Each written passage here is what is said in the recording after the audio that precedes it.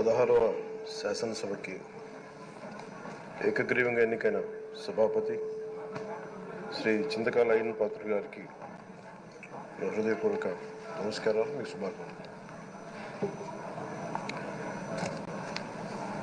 ఇది నేను మొదటిసారి అసెంబ్లీలోకి అడుగు పెట్టడం. ఇలాంటి సుదీర్ఘ రాజకీయ అనుభవం ఉన్న దాదాపు 7 సార్లు ఎమ్మెల్యేగాను, ఒకసారి పార్లమెంట్లో అడుగుపెట్టిన మీకు, పంచాయతీరాజ్, టెక్నికల్ ఎడ్యుకేషన్, ఫారెస్ట్, ఆర్ఎండ్బి అనేక మంత్రిత్వ శాఖల్ని సమర్థవంతంగా నిర్వహించిన మీకు ఈ సభాధ్యక్షుడు, ఈ స్పీకర్ స్థానంలో కూర్చోవడం నాకు చాలా ఆనందంగా ఉంది. ఎన్ని దశాబ్దాలు ప్రజలు రాజకీయ జీవనంలో, ఎన్ని దశాబ్దాలు ప్రజలు మీ వాడి వేడి చూశారు.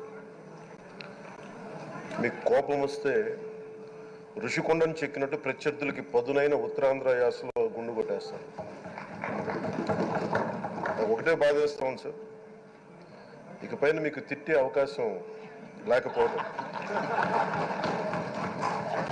కానీ ఇక మీద సభలో ఎవరు తిడుతున్నా దాన్ని ఆఫ్ చేసే బాధ్యత మీ చేతిలోనే ఉంది. మీరే మైక్ ఆఫ్ చేయాలి. అంటే మా చిన్నప్పుడు నేను చూసేవాడు, ఒకసారి అల్లరి చేసే అబ్బాయిని క్లాస్ లీడర్ చేసేవాడు చిన్నప్పుడు మా స్కూల్లో. కానీ ఇన్నాళ్ళు ప్రజలు మీ వాడి వేడి పలుకులు, మీ ఘాటైన వాగ్దాటి చూశారు. ఈ రోజు నుంచి రాష్ట్ర ప్రజలు మీ హుందాతనం చూస్తారు. డిబేట్స్ వెనకాల దాక్కుని సంస్కారహీనమైన భాషల్ని, భావాల్ని రకరకాల మాధ్యాల్లో విరజిమ్ముతూ ఉంటారు. దాని నియంత్రణ మీ ఆధ్వర్యంలో ఇక్కడి నుంచే మొదలవ్వాలి. ఇందాక సభానాయకులు, గౌరవ ముఖ్యమంత్రి శ్రీ చంద్రబాబు నాయుడు గారు చెప్తారు, ఆడబిడ్డలు ఏ విధంగా నలిగిపోయారు ఈ రాష్ట్రంలో గత 5 సంవత్సరాల్లో. చిన్న లేదు, పెద్ద లేదు, ఎవరని లేదు.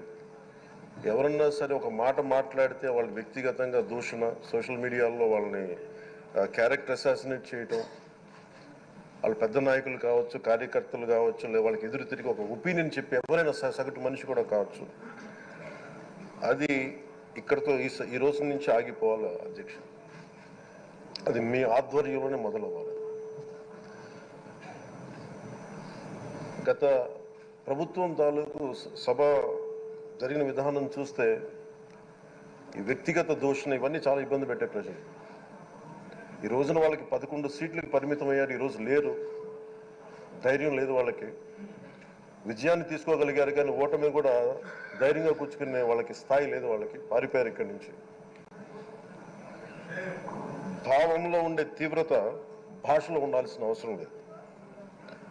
భాష మనుషుల్ని కలపడానికి కానీ విడగొట్టడానికి కాదు. భాష విద్వేషం రేపడానికి కాదు, పరిష్కరించడానికి. ఎంత జటిలమైన సమస్య అయినా, భయంకర సమస్య అయినా చర్చల ద్వారా పరిష్కరించుకోవడానికి కానీ వివాదం సృష్టించడానికి కాదు. ఈ సభ ఉన్నది అందుకు. కానీ మనం చూసింది వాళ్ళ దగ్గర నుంచి బూతులతోటి, వ్యక్తిగత దోషులతోటి రాష్ట్ర పురోభివృద్ధిని ఆపేశారు. అలాంటి సభ కాకుండా ఇందాక మన పెద్దలు శ్రీ గౌరవ ముఖ్యమంత్రి చంద్రబాబు గారు చెప్పినట్టుగా ఇది భవిష్యత్తుకి ఇది ఒక ప్రమాణం అవ్వాలి. 2047 వరకు ఇంత అద్భుతమైన స్థానంలో మనకి ఆంధ్రప్రదేశ్ తెలుగు జాతి ఉన్నత స్థాయికి వెళ్ళాలంటే ఈరోజు మనం వేసే ప్రతి అడుగు అది భవిష్యత్ తరాలకు ఒక నిర్దేశక, ఒక టచ్ స్టోన్గా ఉండిపోవాలి, గిట్ రాయిగా ఉండిపోవాలి. ఈ రోజున ఈ సభలో ఉన్న గౌరవ సభ్యులందరూ చట్టాలు చేయడానికి ఉన్నారు, చట్టాలు ఉల్లంఘించడానికి కాదు. విభేదించడం అంటే ద్వేషించడం కాదు, వాదించడం అంటే కొట్టుకోవడం కాదు. ఇవన్నీ విభేదించడం, వాదించడం ఇవన్నీ ప్రజాస్వామ్యానికి చాలా మౌలికమైన పునాదులు. ఆంధ్రప్రదేశ్ ఆవిర్భావం జరిగి అసలు భాషా ప్రయుక్త రాష్ట్రాల ఆవిర్భావమే మన ఆంధ్ర రాజ్యంతో మొదలైంది. అమరజీవి పొట్టి శ్రీరాములు గారి బలిదానం మీద మన రాష్ట్రం పుట్టింది. 56 రోజులు తిండి తిప్పలు తినకుండా నరకం అనుభవిస్తూ ఆయన బలైపోయారు. ఆయన మరణానికి చేరువవుతూ ఆమరణ నిరాహార దీక్ష చేసిన ప్రతిరోజు మనకి దాదాపు ఈ సుదీర్ఘమైన 6 దశాబ్దాల కాలం 1.5 సంవత్సర కాలం అంటే ఆయన ప్రతిరోజు చావుకు చేరువవుతూ భోజనం లేకుండా ఆయన గడిపిన ప్రతిరోజు మనకి 1.5 సంవత్సర కాలం. అలాంటి నేపథ్యంలో అలాంటి మహోన్నతుడు శ్రీ పొట్టి శ్రీరాములు గారి త్యాగాన్ని కనుక మనం ఈ సభలో ప్రజా సంక్షేమం కోసం మాత్రమే చర్చలు జరగాలి, వాదోపవాదాలు హద్దులు దాటకుండా ఉండాలి, వ్యక్తిగత దూషణకి తావివ్వకుండా ఉండాలి. అలా కాకుండా గత ప్రభుత్వం లాగే ఈ సభని తిట్లకి బూతులకి కొట్లాటికి వాడితే ప్రతి నిమిషం పొట్టి శ్రీరాములు గారి బలిదానాన్ని అవమానం చేసినట్టే. ఒక గొప్పవాడు ఒక మహానుభావుడు బతికినప్పుడు మాత్రమే కాదు, చనిపోయిన తర్వాత కూడా కొన్ని తరాలు ఉపయోగపడతారని నిరూపిస్తారు.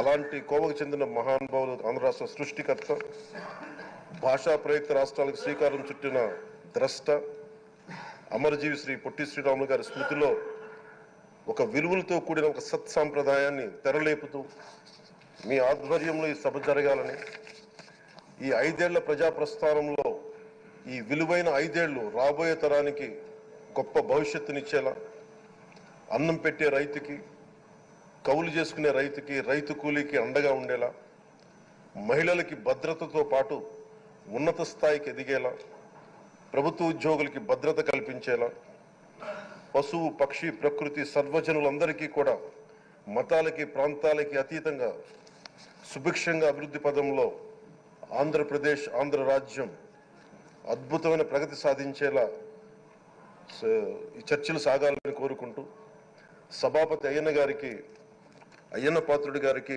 మీ ఆధ్వర్యంలో ఈ సభ ఒక సరికొత్త సాంప్రదాయానికి సత్సాంప్రదాయానికి ఇది తెరతీయాలని కోరుకుంటూ మీకు మరోమారు శుభాభినందనలు తెలియజేసుకుంటాను.